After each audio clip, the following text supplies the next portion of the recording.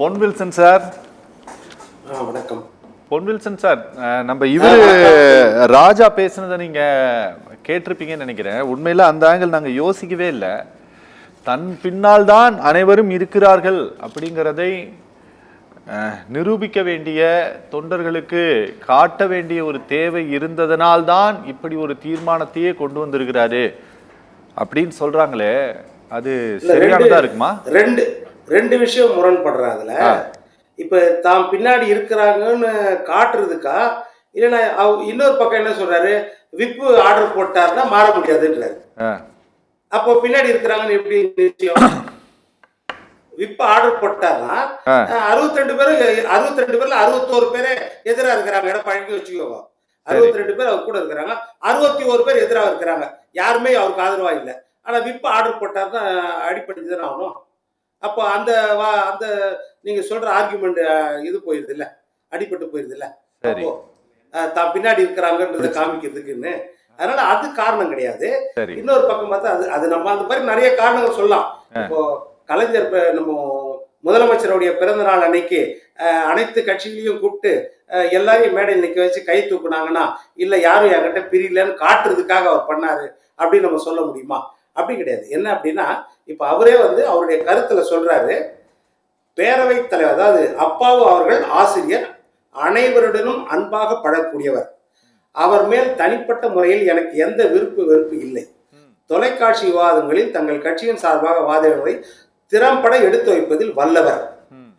பேரவைத் தலைவர் பதவிக்கு வந்த பிறகு அவர் நடுநிலையோடு செயல்படாமல் ஆளுங்கட்சி உறுப்பினர் போல் செயல்படுவது ஏற்பதற்கல்ல. இது முதல் விஷயம்.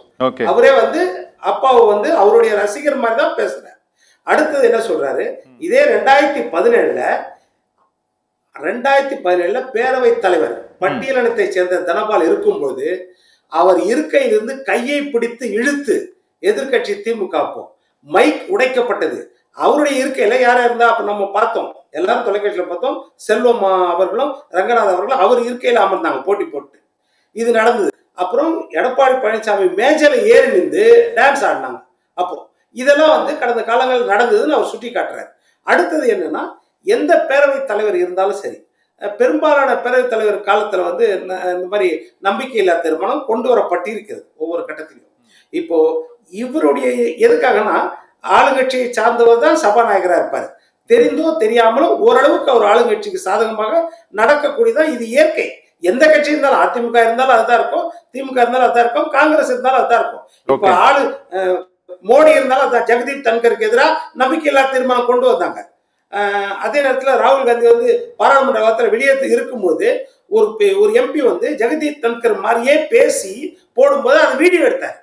அது வீடியோ எடுத்து எல்லாரும் சிரிச்சு அவர் ரொம்ப இழிவா நடத்துறாங்க ஜெகதீப் தன்கரை. ஆனால் அதையும் பொறுத்துக்கிட்டாரு. ஆனால் நம்பிக்கையில்லா தீர்மானம் கொண்டு வந்தாங்க. ஆனால் நம்பிக்கையில்லா தீர்மானம் கொண்டு வருது ஒரு கட்சி தன்னுடைய எதிர்ப்பை காட்டுறதுதான்.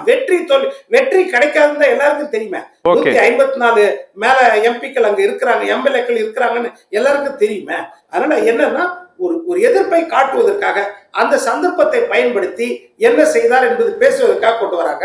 அதுல முக்கியமான பிரச்சனை அவர் சொன்னது என்னன்னா, இப்ப இந்த 100 நாட்கள் ஆண்டுக்கு நடத்தும் தேர்தல் வாக்குறுதி 375வது வாக்குறுதி, 376வது வாக்குறுதியா கொடுத்தது அவங்க கொடுத்தது அதாவது 375 நாங்க டைரக்ட் டெலிகாஸ்ட் பண்ணுவோம் அப்படின்றது 375. 376 ஆண்டுக்கு 100 நாள்.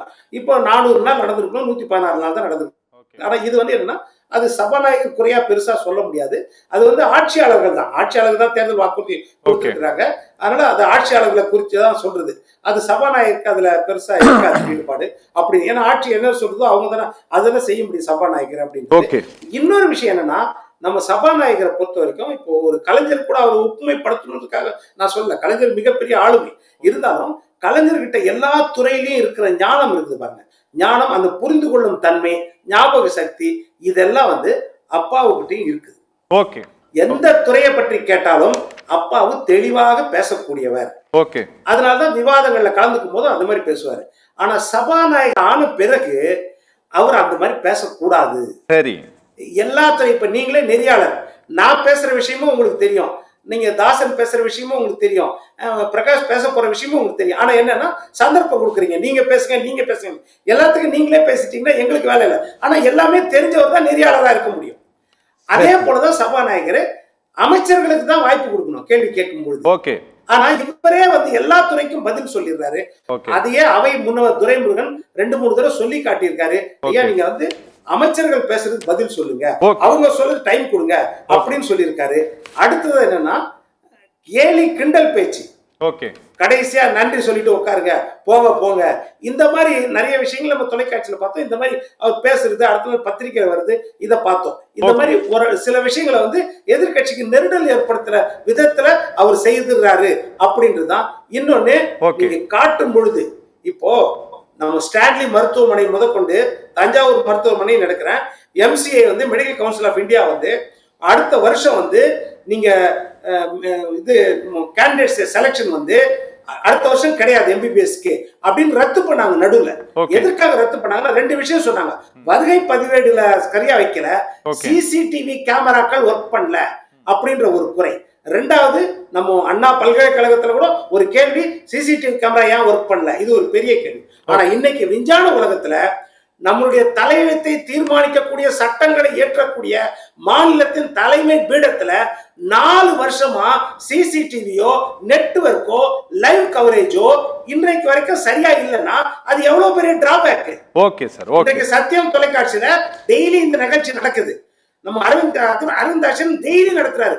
ஒரு நாள் கூட ஒரு தகவல் தொடர்போ எதுவுமே கட்டானதா சரித்திரம் கிடையாது. ஆனா இது தொடர்ந்து அங்க நடக்குது. அதுவும் ஆளுங்கட்சி உறுப்பினர்கள் பேசும் பொழுது பதில் சொல்ற அமைச்சர்கள் மட்டும் டெலிகாஸ்ட் பண்ணப்படுகிறது. ஆனா பாக்குற மக்களுக்கு என்ன கேள்விக்காக இந்த அமைச்சர்கள் பதில் சொல்றாங்க, இந்த விஷயங்கள் தெரியல. இது அவரே சொல்றாரு, இது கொஞ்சம் கொஞ்சமா சரி பண்ணுவோம் அப்படின்னு சொல்றாரு, அவரே சொல்றாரு. அதே மாதிரி இன்னொரு முக்கியமான விஷயம், பொது கணக்கு குழு தலைவராக எதிர்கட்சி தலைவர் இருப்பதுதான் மரபு. கடந்த அதிமுக ஆட்சியில கூட அவை முன்னவர் தான் இருந்தாரு. ஆனா இந்த தடவை அவங்க கூட்டணி கட்சியை சேர்ந்தவரை அதுல வச்சிருக்கிறாங்க.